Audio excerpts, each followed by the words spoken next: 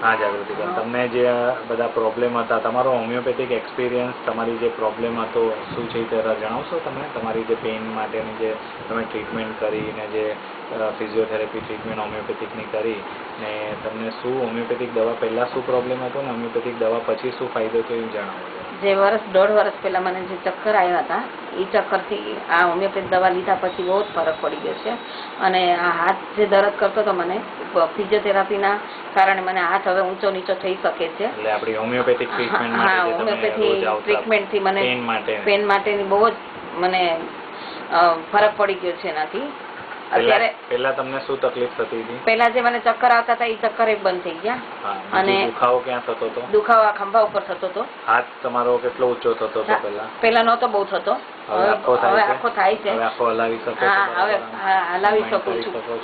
ક્યારેક કોક વાર દુખવા મને પણ વાંધો નથી આવતો હવે એમ પહેલા જેવો એ નથી થતો। 100% ફાયદો? હા 100 નહીં વધારે।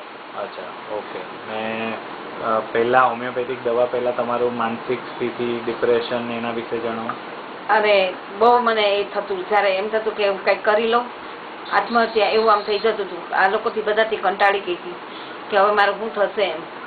છોકરાઓએ મને આશ્વાસન આપતા હતા કે નહીં મમ્મી તબિયત સારી થઈ જશે અને તમે અમારે ઉપર એક રહે છે એને કીધું કે તમે આ દવા ચાલુ કરો।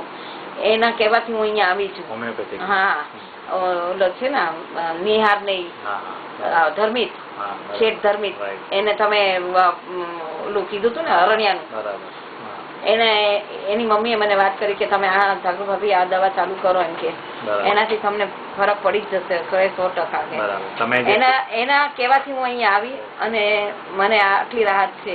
તમને જે પેઇન મેનેજમેન્ટની જે આપણે ફિઝિયોથેરાપી ટ્રીટમેન્ટ માટે તમે જે રોજ અહીંયા આવતા વર્ષોથી એના વિશે જણાવો। એનો એક્સપિરિયન્સ કેવો હતો તમારો? બહુ જ સરસ હતો। ભલે એક દિવસ છોડીને આવતી હતી પણ મને કોઈ જાતની પછી તકલીફ નથી થઈ। ટ્રીટમેન્ટ તમે કેટલી સિટિંગ લીધી ટોટલ?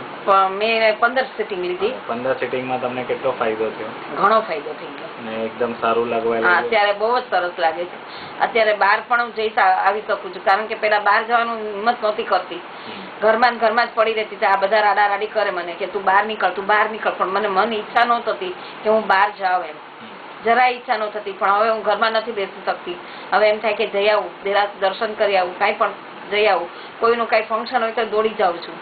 હવે કોઈ ડિપ્રેશન પેલા રડવું જે બહુ આવી ના અત્યારે નથી આવતું ના। ઓકે ને હવે તમને શરીરમાં એનર્જી સ્ફૂર્તિ હા છે પહેલા કરતા એક્ટિવનેસ ઘણે હા અને અત્યારે કામ પણ કરી લઉં છું। હા હવે તમને કોઈ પ્રોબ્લેમ ન થતો નથી ને તમારો આ ટ્રીટમેન્ટ પછી તમારા જીવનમાં શું ફેરફાર આવ્યો? ઘણો જ ફેરફાર આવ્યો। એમ શું ફેરફાર આવ્યો? એટલે આમ ઘરમાં જે પેલા નહોતું ગમતું એના કરતા અત્યારે ઘરમાં પણ ગમે છે। થોડું ટીવી પણ જોઈ લઈએ, મંદિરે જઈ આવીએ, ઘરનું કામ તો બધું આતે જ કરવાનું છે। પેલા કરી નહોતા? ના પેલા નહોતી કરી શકતી। લગભગ મેં 1.5 વર્ષ સુધી મને જે તબિયત ખરાબ થઈ ગઈ ત્યારથી 15 દિવસ સારું રહે, 15 દિવસ ખરાબ થઈ જાય। 15 દિવસ જ્યાં સુધી ઓલી એલોપેથિક દવા ચાલુ હોય ત્યાં સુધી સારું રહે, પછી એલોપેથિક માનો કે મૂકી દીધી છે, નથી કરવી તો પાછું ડિપ્રેશનમાં આવી જતી હતી। પણ એ ખાલી ટેમ્પરરી થોડીક રાહત આપતી એલોપેથિક દવા ને હોમિયોપેથિક દવા પછી તમે એલોપેથિક દવા બધી બંધ કરી દીધી। અત્યારે એક પણ નથી લેતી। અને વચ્ચે તમે જે અત્યારે તમે કીધું ને કે હમણાં ચાલુ કરજો આ, તો હવે એ ચાલુ કરું જ। લગભગ મહિનો 1.5 મહિનો મેં બંધ રાખી દીધી દવા, તો બી કઈ તકલીફ ના? એ મહિના 1.5 મહિના પછી અત્યારે કઈ તકલીફ નથી, પણ અત્યારે તમે પાછા કહો છો તો ચાલુ કરી દો। તમે લોકોને શું મેસેજ આપવા માંગો છો હોમિયોપેથિક ટ્રીટમેન્ટ વિશે?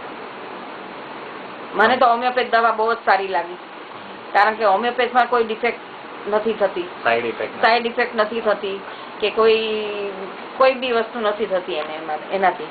તો તમારી જેવી તકલીફ વાળા જે હોય આવે તો વધારે સારું છે ને એનાથી તમને જે ફાયદો થયો એવો ફાયદો થાય બીજાને 100% થાય। બરાબર, thank you very much. Thank you. મારા પછી કોઈ આવ્યું